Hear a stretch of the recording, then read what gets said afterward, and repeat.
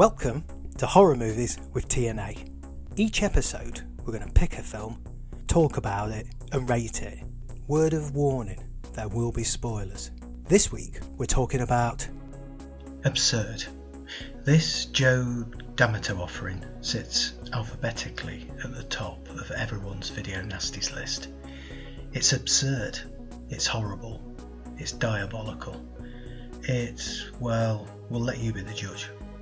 Strap yourself in for a wild ride. Just make sure you can get out again after. And brown leather inside. Sweet. Nice. No, that's just telling me about you. Oh, what does it say? He's a half-wit. Shake the tree. Oh, I like that. Is that where you went on your holidays? Oh, we can put TNA on, can't we? It's worth 2 nights.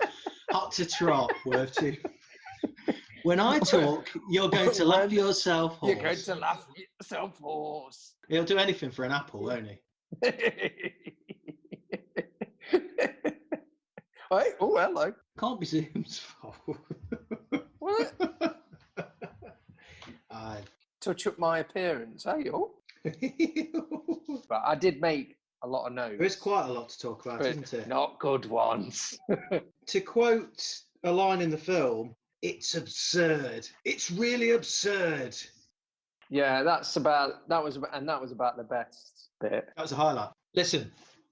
Absurd, directed by Joe D'Amato, who did Beyond the Darkness, and of course he did the alleged prequel to this, which was Anthropophagus Beast. Is that how you pronounce it? Anthropophagus. The other name for this film is Horrible. For absurd, horrible. It stars George Eastman, who is obviously in Anthropophagus as well. He allegedly also co-wrote this film, although how much right it took.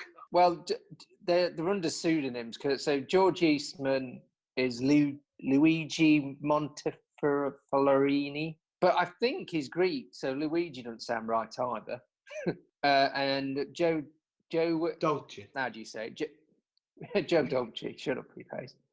Joe D'Amato, that's Peter Newton, is claimed as a director on the one we saw, which is free on YouTube for anyone that wants to watch it. To be honest, all the title bits on black and white, It's obviously just tagged loads of English-looking names, except for certain ones for some reason. But it's obviously an Italian production, but I think, isn't Joe and George Eastman, stroke Luigi, stroke whatever his actual name is, I think they're both Greek. Oh, are they? I mean, Anthropophagus is meant to be set on a Greek island, isn't it? So yeah. Yeah, so I think they are originally both Greek. Mr. Ooh. The Ghost, eh? Joey D'Amato, aka Aristide Massaccesi, was born in Rome, and George Eastman, Luigi Montefiore, born near Genoa. Both Italian, not Greek. George Eastman was in Blast Fighter. Phew, that's boring, isn't it? Well, no, I mean, the only other interesting bit, which I thought was interesting for people who like horror films, is Annie Bell, who plays the nurse, Emily. She was in Ruggero Deodato's House on the Edge of the Park with David Hess and John Morgan. Which one? Oh, the blonde, short blonde. Yes, nurse. the one that... Because there was a nurse that gets really early on, the detective. Which will, who gets drilled, but that's just the quick references. Joe D'Amato's probably mostly known for these because obviously Anthropophagus and Absurd were on the video nasties list. Yeah, he moved into doing hardcore porn, I think, in the end, in the early 2000s. When you look at his filmography, it just goes on and on and on and on, so churning it out. I don't want to give spoilers for what I'm going to say for a lot of this, but his filmography isn't the best. Yeah, we'll get to that. If you're after quality, but he really churns out some stinkers, doesn't he? Did 11 Nights and 11 Days, which was a rip-off of 9.5 Weeks. That did very well in the video shops. With the Italian film industry, they just jumped on anything that was mildly successful and ripped it off. So yeah. Okay, So let's start with George Eastman, Mikos, being chased by this. Did you understand why the priest, and it was obviously was a priest from the very beginning, was being a secret priest? So it starts off with them running into court with the black and white titles, into court with someone, a girl using a compass to draw lots of different circles. Yeah. So I got a question about that. So this is bedridden Katya playing with a spirograph, doing loads of circles. Well, it's not a spiral. It's literally just a compass that she's just literally going around in a circle with a compass. And it cut into spurts with the most boring, and this is a running theme, with an old bloke in a black Mac that's holding his chest all the time, but you realise he's doing that to hide that he's got a dog collar thing. He keeps holding the neck near his neck. Yeah. And he just, it sort of runs a bit, then looks knackered, then runs a bit, and then I don't even know where to start with this film, to be quite honest. The thing I didn't understand is why is Mikos, why didn't he just turn around and kill him? I wasn't quite sure why he was scared of this priest. He's not, to be honest, later on he's not scared of him. Maybe he didn't like to look at him. Oh, maybe, yeah. Because later on he's fine killing him. So we have this scene where he's being chased, and then it keeps switching back to this girl who's bedridden. Later on, you discover she's got some kind of spinal problem. She's fastened down to the bed like she's a fucking maniac. I didn't understand why she was strapped down. There's not a lot that makes sense in this film. And that paves the way for just an absolutely excruciatingly dull scene later on in the film. Yes. But we'll get to that later. But the setup of a lot of this is... I didn't understand it. Jesus Christ. It was like clocking in for work. Katya's doing these circles anyway. Her mum walks in and she says, "More of your silly designs, Katya." And I was thinking, screw you, Mum. The same design. I mean, really, she's just drawing circles. Well, she says the same design over and over again, but the girl's bedridden. Come on, give her a break. There's only so much she can do with being totally strapped down. I mean, she's got her neck in a truss thing. And again, we won't labour this, but her mum says the same... Well, you are. Well, yeah. She says, more of your silly designs, the same design over and over again. I thought, is there some relevance of that? I then realised there's no relevance of any of the fucking film whatsoever, so it doesn't matter. No. I mean, this is quite hard work. This did feel like I was doing work. Well, no, you say that, but let's get to the first Go on, get on with meaty it. scene of the film. So this is where Mikos is chased by the secret priest. He makes his way to this house and he starts to clamber over this spiked gate. As he's halfway over it, the secret priest grabbed his leg, pulls on his leg, and with that, Mikos is impaled on top of the... basically, George gets to show us his guts again. You see him later on and he just walks through a door holding a pound of offal. The one thing I did enjoy about the film was the little boy, Willie's acting, priceless. Well, the acting of the voice-over person, brilliant. The boy took direction well, didn't he? He showed a whole range of emotions. Jesus Christ. So Mikos knocks on the door of this house and they open the door and he stumbles through and his guts spill onto the floor. So I suppose that's the first scene that's kind of memorable. Yeah. I suppose we should say that this film was banned in the UK. It's video nasty, classed as a video nasty, which looking at it now, I don't get actually. Yeah, it's worth mentioning, looking back at it, God knows why it was. But you could say that for a lot of the ones, really. There's a couple of bits better done, but you know. Well, was it more because it was linked to the previous Anthropophagus, and that had the baby fetus bit? Was it more to do with that, maybe? Maybe. I mean, it had violent bits in it, but I don't. To be honest, you look at most of the ones on the list, they're fine. So, but this in particular, I mean, I'm surprised someone had to watch it to get to the bits that are gory. Anyway, go on. Mikos, his guts are spilled out. There's a few different scenes, but essentially the next main bit is George. He's in the operating theatre.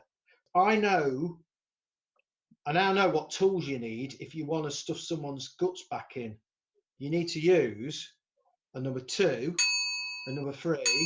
Yeah, there's just numbers, isn't there? A number 1. Well, maybe they do He that. seemed a bit panicked as well. He was kind of going, number 2, No, number 3, number 1, number 4, number 1, number 4. And generally, they all look like the same pair of scissors. Yes. But, you know. To be honest, at times the operating scene looked like they were tucking into a lasagna. There you go. The effects did vary from absolutely diabolical to all right. Yeah, there's a couple of bits. Yeah, I thought a couple of this. Again, the death scenes in isolation are okay, but the film that surrounds it.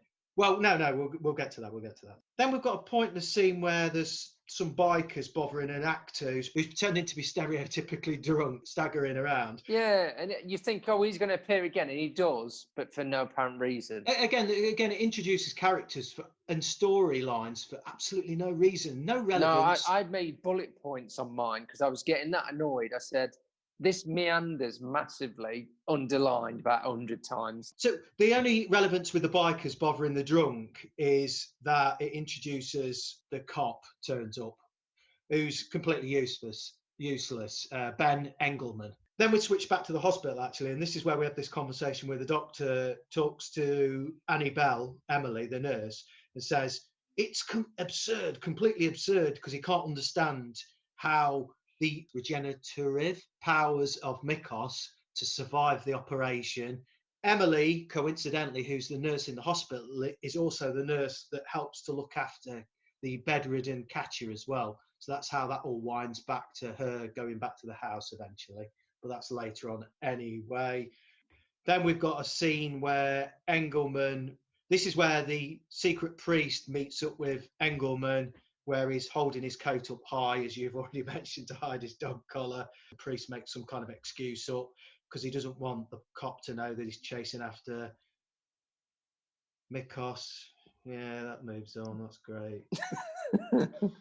Well, I mean, they have a quick conversation and essentially they give the priest a lift, but the priest makes his way back to the hospital because then we have the first kill of the film, the scene where in the hospital, Mikos is on the bed, the beast, the monster, whatever you want to call him. He starts to get restless because he spots the priest glaring at him through the window. Yeah, he goes mental, doesn't he? Yeah, and that goes on forever. And they have to hold him down. Yes. Well, a nurse and a bloke hold him down, and he seems very weak at this point. Later on, he's not, but he's very weak. But yeah, he spots the priest, and he's just like reaching out for him.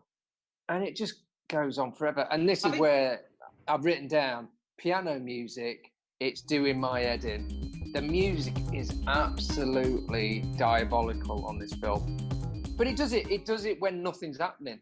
I think it's doing it on the slowest scenes. It's almost like it has the opposite effect because you go, Jesus, this is going on a bit. I think I was wanting Joe to just stick 2 or 3 more deaths in as opposed to having 3 or 4 and just stretching the film out endlessly to 1.5 hours. The deaths took forever as well. That's every death is a big struggle. There's a long struggle where he's pushing. He's pushing something towards something, except for one death. But generally, he's grabbing someone and pushing them slowly to something. Yeah. Slowly. But this is. God, I was losing the will to live. I'd have just gone, yeah, just kill me now.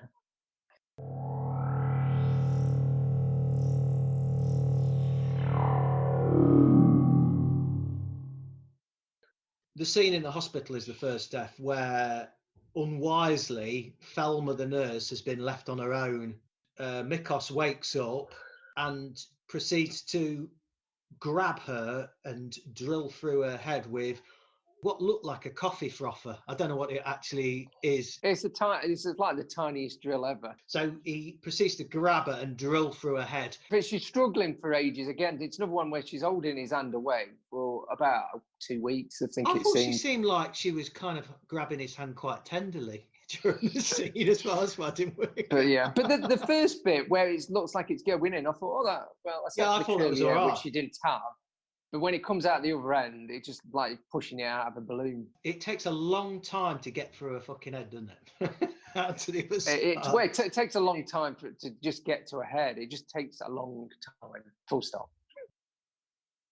So film was done for. So we had that little Yeah. bit. That death in itself, I thought was okay. And then you next time you see him, he's fully clothed and he's on the slow jog again. I was going to say the run, but he doesn't tend to run anywhere. Apart from a bit of blood on him, I thought he was quite casually dressed. I thought he looks like a man out for a jog, casually jogging back to the restaurant to retrieve his jacket. He doesn't look like a maniac either. I mean, he's meant to be. I think he's meant to. I don't know. The priest says something like he's evil or something at one point. He was inhuman. Inhuman. Well, there's bits, and I'll get. Well, I won't say it yet. What I didn't realise is this is like almost. You wouldn't really know it unless you listen to some of it and watch it properly. But it is a total rip-off of a certain other film. So I'll get to it. Oh, okay. Okay. Oh, I'm excited now. So this is a... Yeah, I'll try and show the tenuous link. Is it Die Hard? Yeah. Okay, so we have these endless scenes of people driving their car looking for Mikos and Mikos gently jogging down the road. I think there's also a scene where the whether it's relevant, where Engelman's questioning the priest. Well, at that point, he still doesn't know he's a secret priest because obviously they've discovered the body and then they've also discovered the priest in the hospital. Yeah, the police detective goes, "Oh, then you were going to the garage, were you? And you're at the hospital. You're getting your car fixed at the hospital, are you?" So he cottons onto him pretty quick. That cop is pretty good, isn't he? That's why he's a detective. Well, exactly. Yeah. At this point, I wrote in brackets, this film is 100% set in USA. The priest has a kind of like a cheap Dracula accent. I want to bite your finger when he's talking as well. Well, no, I think he's meant to be Italian, Mikos. He's Greek. He never says anything, though. Well, no, he finds a Greek coin in his pocket, Engelman does, when he's searching his clothes, you see. That's when he tries to chat up Thelma the nurse, you see. He's kind of searching through his pockets. No relevance at all, ever. You don't need to know where he's from. I'm going to pick you up on that. You do need to know where he's from because it kind of picks up from the Greek island where Anthropophagus was set. Because it's meant to be kind of a sequel, isn't it? Oh, is it? Yeah. Oh, right. Yeah. Okay, go on then. It switches back. A key bit is where the doctor, Engelman and the priest are talking in the hospital. And this is where they're talking about how Mikos is immortal and has the ability to regenerate dead cells. So what happens in Anthropophagus? Does he regenerate in that? I don't think I have seen Anthropophagus. The difference is in Anthropophagus, which is another name for a cannibal.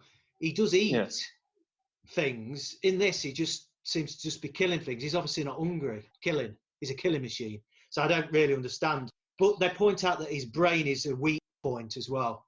So go for his head. It definitely is. Yes. Everyone involved had that same problem. So this leads us to about... Including me for watching it. Don't keep moaning. It's a priceless horror gem.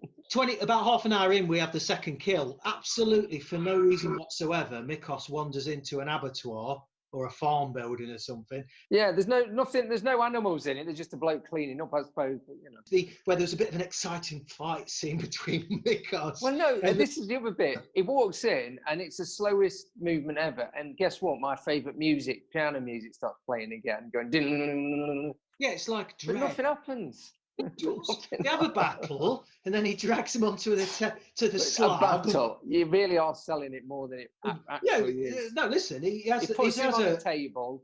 Yeah. We spend half an hour while he gets pushed closer and closer to getting his head bandsaw. So there's a bandsaw, and he wrestles him onto a slab and draws him ever closer. The tension's unbearable. He draws him ever closer to a bandsaw. Although I will say, it looks like a proper bandsaw. Yeah, I thought that was so dangerous. Must be the way he's getting very close. The way he's positioned the camera makes it look closer, I think, than it is. I've got just a picture of You've got a a drawing there. Hang on. Of a guy with a bandsaw. Well, yeah, but you never see that side image. You always see it from the back. But I thought that with the effect when it goes into skin, because the bloke's got a bald head. It was all right. I thought that was all right. Yeah. Not what you see afterwards. The after effect. I'll be honest. Sweet crikey. So it kind of it kind of saws into his head a bit. I thought his head looked a bit like, Worf off Star Trek Next Generation, the Klingon. I've done it. It looks like a clam. I thought he looked like Worf. but you thought it looked like a yeah, they've obviously built plasticine around the top of his head. I mean, I don't want anyone to cut their head open for the sake of a film, especially not this one. But yeah, they built around it and then put like a little slit in it so we can have a bandsaw there. In a way, I think you're spoiling the magic, but yes, yeah, that's kind of what it looks like. I know. It's like, they're putting the curtain back in the Wizard of Oz in a way, isn't it? Yeah. Mm.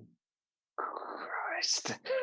The masked magician. The masturbating magician? Yes. He reveals all his secrets. The next bit we've got is Mikos strolling down the road again. We have the bikers. The bikers are introduced into the scene again. Yeah, but then one of the bikers he's a famous Mikhail Sovi, yeah, Mikhail Sovi. He was he directed The Church and Stage Fright, good film. Church, I can't remember. A big friend of Mr. Argento. Yeah, and he's been in a couple of Argento films, I think, or at least one. Can't remember. Yeah, he's the one biker. So the bikers ride past. Mikos is hiding in the bushes by the side of the road. One of the bikers is having a trouble with his bike, so he kind of stops. So Mikos walks out. At that point, he's kind of hit by a car, falls to the ground.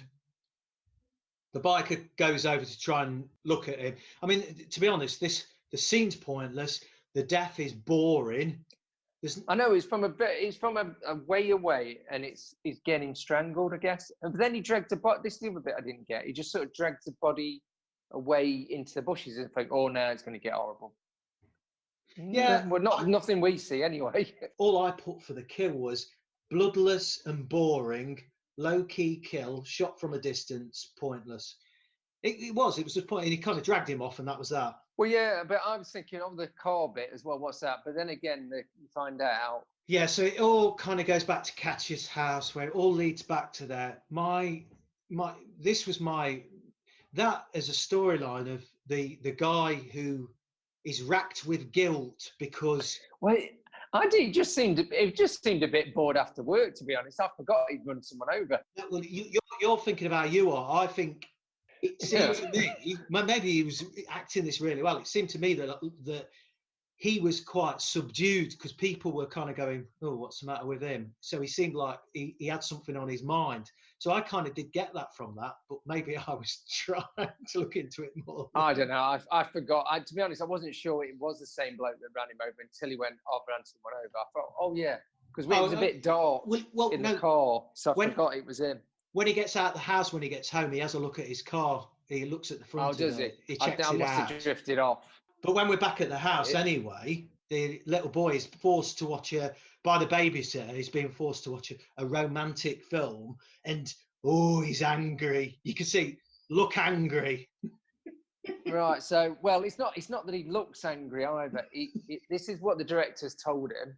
I'm going to have to do it, but he said, make your hands into fists, put them up towards your chest, up towards your face, then put them down again onto like the chair, then put them up again, then put them down. Yeah, and then bite your bottom lip. And then stick your bottom teeth out. Yeah. And do that about 3 or 4 times. And he does that and then stops. And I was thinking, oh, is he going a bit balmy? Will he turn into a nutter? No, not really. And why are we watching this? I don't know. Are you talking about Absurd or the film? Well, I was thinking that at that point, but yeah. He attempts to change channel with a house brick remote control. I brought back memories because then he stamps his feet and starts crying. All I wrote is fucking snowflake. Sort yourself out. All right. There's a bit later on where he's watching the American football. Yeah. He shows a whole range of emotions. We'll talk about that because I've got a bit about that. Oh, go on.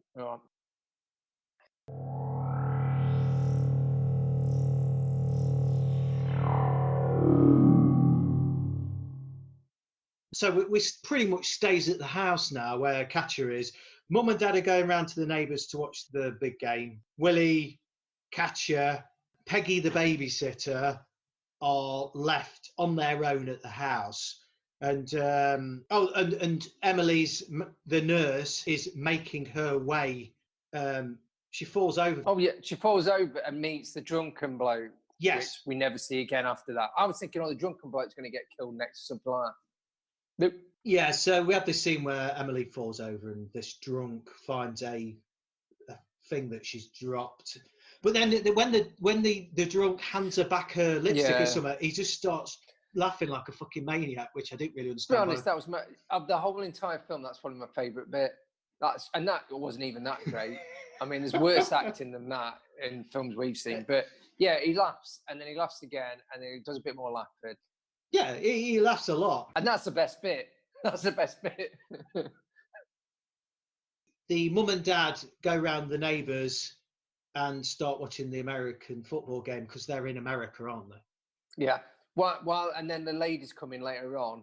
By the way, all the blokes are in suits. This party that they're having around their house. That's why they got the babysitter in, who turns out to be Irish. She's got a kind of weird Irish accent. I didn't know she was Irish at first, and then something kicks in where the person that was dubbing it decides, "I'll have a bit of a laugh today." Yeah, well, no, because she says, and obviously I can't do an Irish accent. "Stop that sniffing, or the boogeyman will be getting ya." Kind of in an I did that terrible, but in like it was that one line that more I thought, Scottish. That was. Well, okay, it's the best. To be honest, it's she did a little bit better than you with the accent, but not much. It's terrible. I mean, and there's no reason for it. I think generally the babysitter's also meant to be a bit of a moron. At this point, Mikos has returned to Katya's house. So the thing is as well, Mikos, and like you say, it's a very small town. He's managed to get to that house. Then he got took to the hospital. Then he wandered around for what seemed like 3.5 fucking days. And then he wound back at the house again. Yeah, he notices the car. He sort of looks at the car and goes, "Oh, that's a 1," even though I didn't see it because it hit me. That must be the car that hit me because it's got a vague dint in it. Do you think Mikos is that what a coincidence. Coherently thinking that he was bothered about who hit him? I thought he was just on there is a little bit of a scene where he sort of looks at the car. I mean, again, it doesn't fucking matter. I mean, it kills me how badly this is made. there's so much pointless wasted time in the film. Have you drawn them? No. Then we have written death scene. Look at that death scene number. Oh, is that the woman? Yeah. So we have the death scene where Peggy, on hearing a noise outside. Tongue out? I don't think she has a tongue out. No, that's the pickaxe for her head. I don't. No, that's a. Yeah. Look, listen, that's as good as I could do. So Blitz is barking. She goes out to investigate, sticks her head through the door, and George is stood the other side, and he taps her on top of the head with the pickaxe. But later on, it appears to have been driven all the way through. And then he's rested her on top of some clothes in the washing room or something, hasn't he? For the nurse to find. So Emily finds her body later on. At this point, So this is. Shall I say where the connection is now? So you mentioned the boogeyman. We're talking about Halloween. Yeah. Really? Yeah, I didn't think about it. Well, think about it. The boogeyman's mentioned a lot. There's like a person that's chasing him that says, "Oh, he's the devil incarnate. He's a maniac." He's like Loomis. That turns up with a car because a kid runs out, and so he has to go in and save him, although he doesn't do a very good job at that. There's also, I was thinking Halloween 2 because he gets his eyes poked out at one point. I'm jumping up. We'll mention all this, I guess. But yeah, I know. I've probably thought about it because I was about to pass out. And even, I was going to say the music is possibly trying to copy the piano-iness, but God, again, I am absolutely serious. I think, given a bit, not just half an hour, but given like a week or two to write a musical score, I think with no musical talent, I could have done better because it's the same bleeding thing over and over again. It's awful.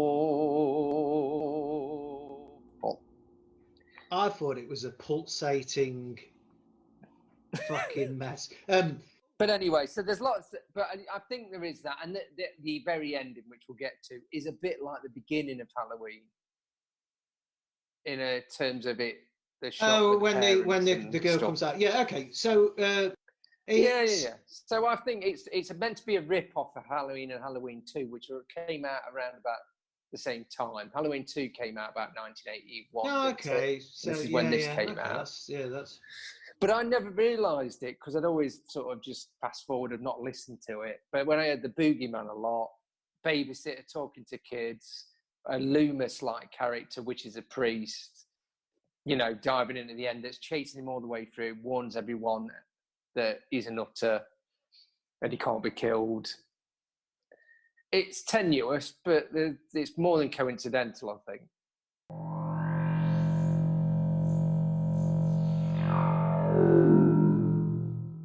The cops discover, I like this bit, because the cops discover the strung up body of the biker and they exclaim, he's been torn to pieces. He was just kind of just had a little bit of red paint on his face, I don't. He's just upside down with his mouth open, wasn't he, really? I mean, well, no, yeah, it obviously had a bit of paint thrown over him, but other than that, maybe he was torn to ribbons, you know, from the waist. I was going to say down, but he was upside down, so from the waist upwards. He'd had all his bits and bobs torn off. I didn't notice that, but you know what I mean? No, they didn't show that bit. And again, the film switches back to the house anyway. And I just put, so we start a lot of scenes of wandering around corridors.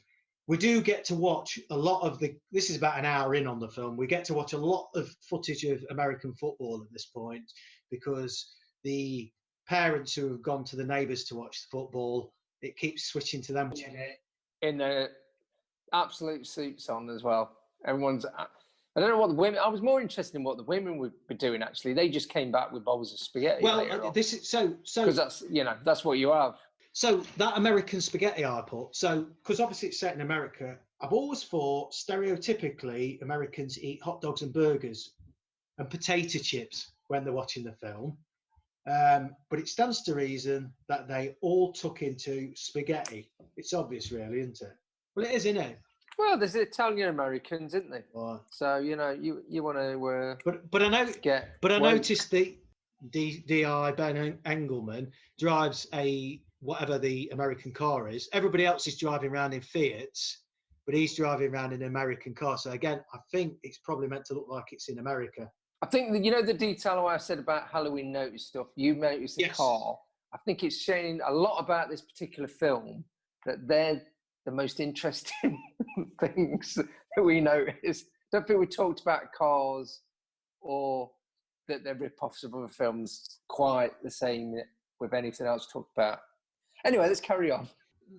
Listen to this. Emily gets a phone call now. So she finally arrives at the house to look after Katya.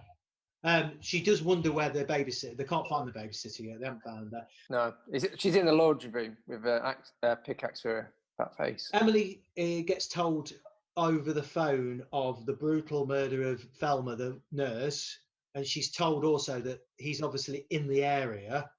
To which she claims, and not to go home. Stay there. And she's also told. She says, "I can't believe it. That can't be. That's absurd." So we get absurd again. That's 3 times absurd. That's why the film's called Absurd. To be honest, it's an absurd name for a film that's a horror film, isn't it? Because you'd think, oh, that's absurd. You wouldn't go, oh my God. Well, the other name for it is, like I said, its other title is it? Horrible, which is the experience of watching it. More appropriate. Yeah, more appropriate.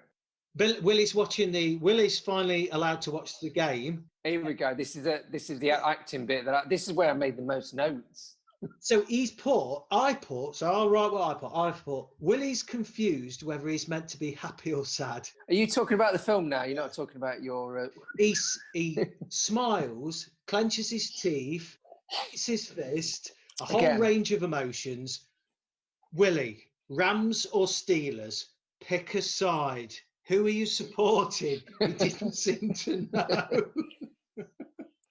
Right. So, he does that same thing as, right, direction. So, young kid, whatever your proper name is, put your fists up, then put them back down, then put them up, put them down, grind your teeth or do something, I don't know.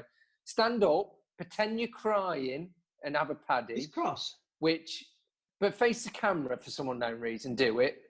Then, kid, when I snap my fingers, you immediately stop having a paddy, sit back down. Then, whatever you do, don't look over to me to look what the next direction is. Which the kid turns his head and goes, "Is that all right then?" In his head, you can see he looks around and goes, "Did I do good? Have I done all right?" Awful. But that, second best bit. No, hang on. Did I say that's the best bit? I can't remember what I said was the best bit now. I mean, like I say, talking about it's reminded me how awful it is. Willie's wandering around the house. Oh, there's more scenes of the priest searching around. Yeah, not worth talking about. Willie meets the boogeyman for the first time, and he tells Emily, so she takes a look around the house. At that point, she finds dead Peggy, which I suppose is a key bit, because then she realises it's something real. Yeah, it's all kicking off. She throws Willie out of the house. And says, "Go tell someone. Go and do some." Yeah, one day. Yeah, I mean, this like the baby, rather than looking after, he says, "I'll stay here. I've got a lot of door, but you run off into the darkness." Willie goes, "It's too far away." And she goes, "Oh, just run as far as you can." Yeah. All right, that's fine. And then he comes back anyway, doesn't he? Probably the music gets annoying again because it goes really loud, like it's trying to crank up the tension, but it fails. There is no tension at this point because there's just loads more wandering around. Tedious. Emily barricades herself in with Katya. Right, so this is the bit I want. Let me just, because I wrote. So this is the bit where Emily barricades her in with Katya. This is when Katya starts trying to unstrap herself. Yeah, because he's coming. Well, is he coming in at this point from the barricade? Emily's barricading the door. Katya's trying to, in real time, because I timed it, it takes Katya 11 minutes of real time to get out of the fucking bed. The oven death, which we're coming to alone, takes in real time 5 minutes for Emily to almost nearly fucking die. These two scenes were the bits where I couldn't believe it. 11 minutes just for her to get out of the bed. 11 minutes! I know. Yeah. Are you on about the 5 minutes as well where she's in the oven? No, during this scene where they're in the room, Katya all the way through while she's having her head put in the oven, which we'll get to in a second. This is kind of kill number 5. Whilst Emily is having her head put in the oven, Katya's trying to unstrap herself from the bed, all during this same bit, and it all in total takes 11 minutes, and it feels an eternity, honestly. And it's playing that bloody music again, even though. So the only comment it was going to be quick, because when you said barricade, I was just thinking there's like a live fire. There's an open fire. She moves a settee from the open fire that was really close to it to the barricade. Thinking, shouldn't be putting that settee so close to the fire. Not in the 80s with polyester. It's in a bedroom, so But also, that's how bored I was. That I was thinking, bloody hell, that settee was very close to. That's a bit dangerous. That was how bored I was. So they're barricaded in the room, but then Emily decides to grab a pair of scissors and go out exploring, and that's when she gets grabbed by Mikos, and her head's forced into the oven, and Mikos turns the oven on, and that scene of him holding her head in the oven as the oven gently warms up is the scene that takes forever. I mean, he goes to so much effort to turn it on.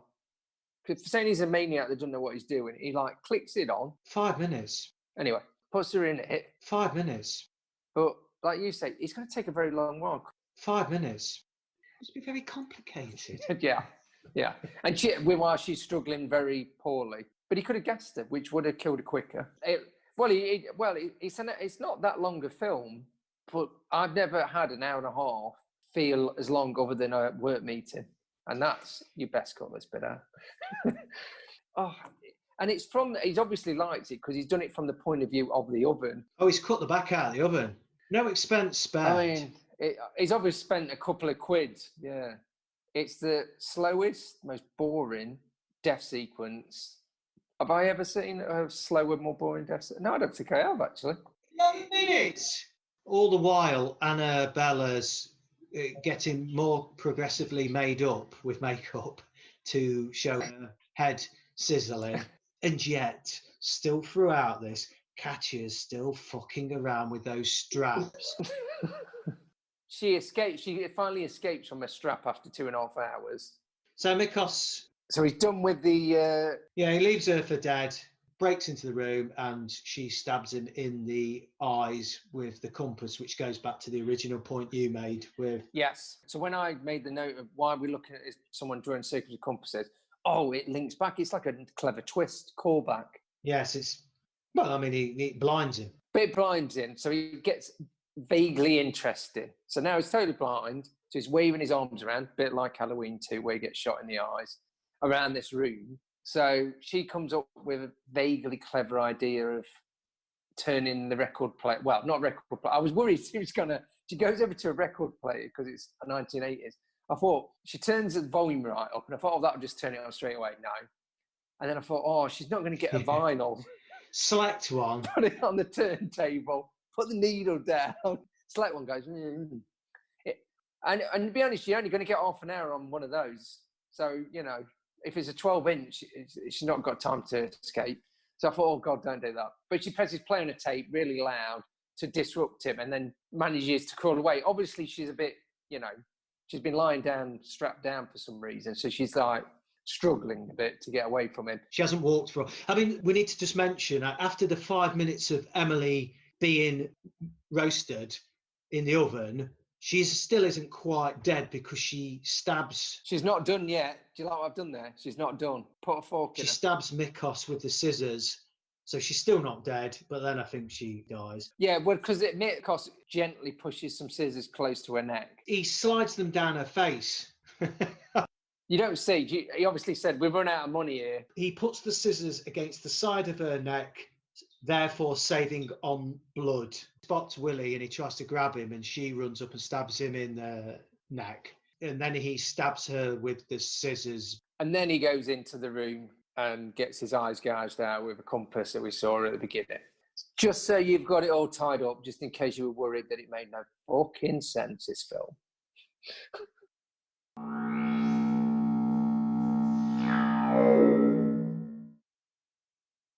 And then we've got more wandering around corridors as Katya is trying to, I suppose, we have her and Mikos wandering around corridors as she's trying to evade him. She's trying to make no noises. I'm going to say something here. This is when I I think you've got the impression that I thought so far this film bag of shite. But I said, okay, bit more suspenseful here. I thought, because she's a bit hot. She's like grabbing onto the walls herself. So she's struggling because she's been strapped. And like I say, she's been bedridden. So and he's like just walking around like Frankenstein blinded. And he suddenly appears behind her all the time down a couple of corridors. I went, oh, okay. The music's not helping again, doing that too fast bloody stuff again.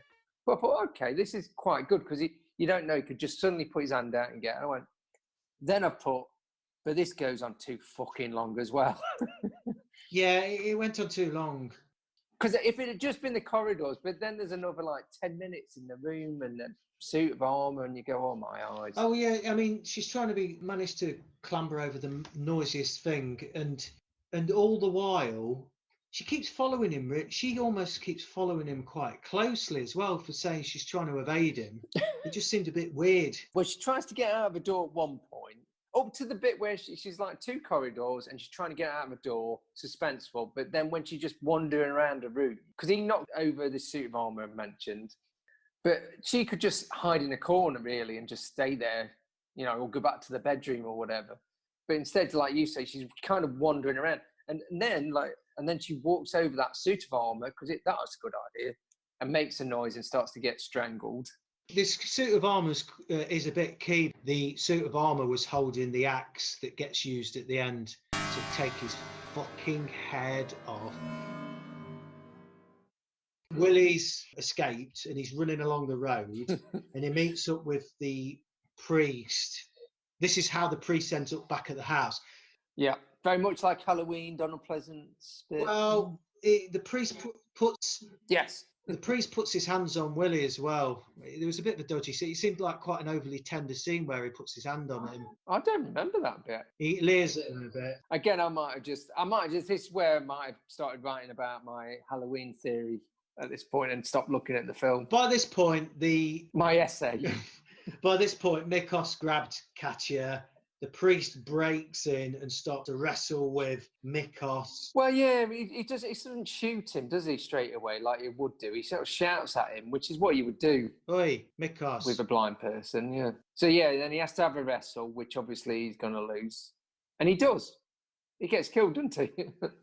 So whilst Mikos is bent over the priest wrestling him, Katya picks up the axe and chops him on the... Yeah, from the suit of armour. Suit of armour. Chops his head. Well, it chops him out repeatedly. Yeah, on the back of his neck. Yeah, and then we have this scene at the end. I actually quite like the scene at the end where the family turns... finally, the mum and dad and the cop, Engelman, arrive back at the house. And Willie turns there as well. Even though he would have already been there, actually, because he got there with the priest. Well, he was still hanging around outside because he kind of jumped out to the side bit and said, I'm here. So he kind of was there already. They turn and the doors open and out walks Katya, and then she lifts up the head of Mikos. Well, she says, it's all right, Willie, the boogeyman can't harm you anymore, something like that.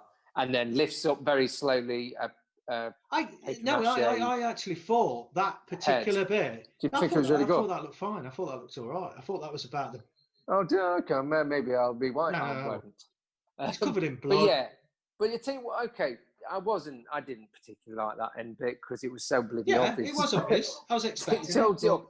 The only reason I'm guessing you liked it because it goes the end and it literally no end titles or anything. It probably was in the Italian version. Yeah, I quite like that. Yeah. But this version, she holds the head up and it sort of freeze frames and then it just goes black screen, the end, and it literally stops.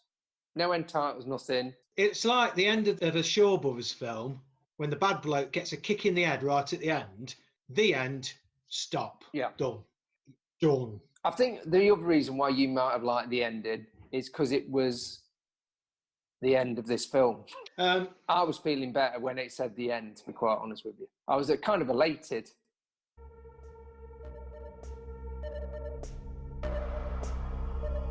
Let's review the film. Mark it out of 10. Knock it to the point. Let's review the film.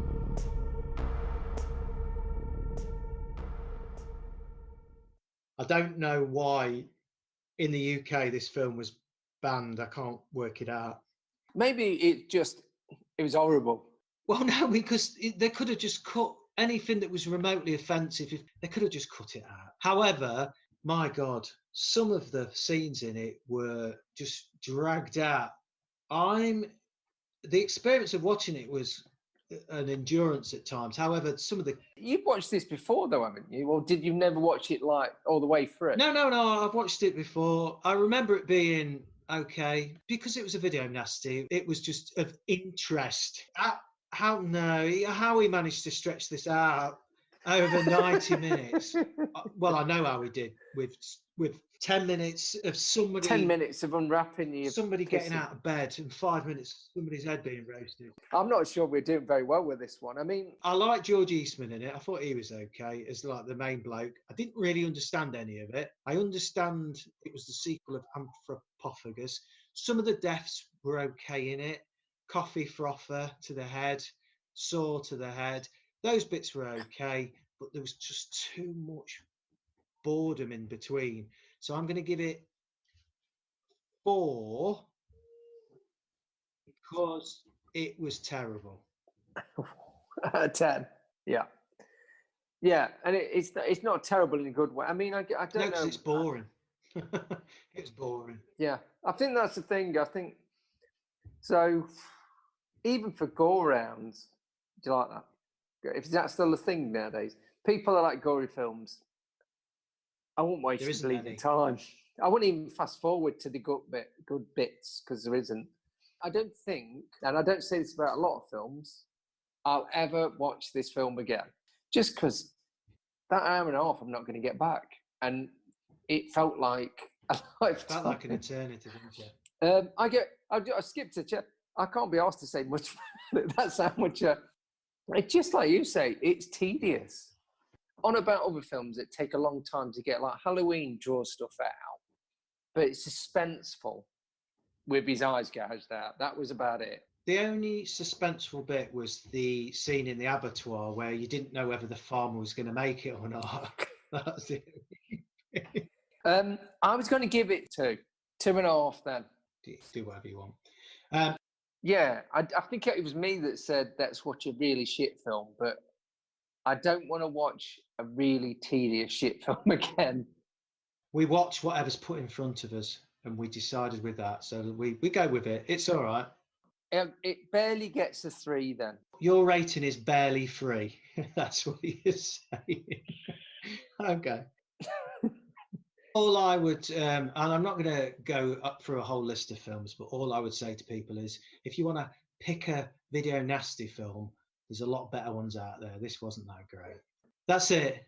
Thank you very much for listening. That is absurd. It's dreadful. It literally is absurd. Horrible. It's horrible. If you disagree, please say in the comments, and if you've got ideas for other films, but yeah, please not that one again. To digress, well, not really digress, it's the same subject, where people have said it's not that bad. So whatever, there may be something that people see in it that we just haven't seen, but no, not a great one. Maybe they're on drugs. It's a stinker. Goodbye.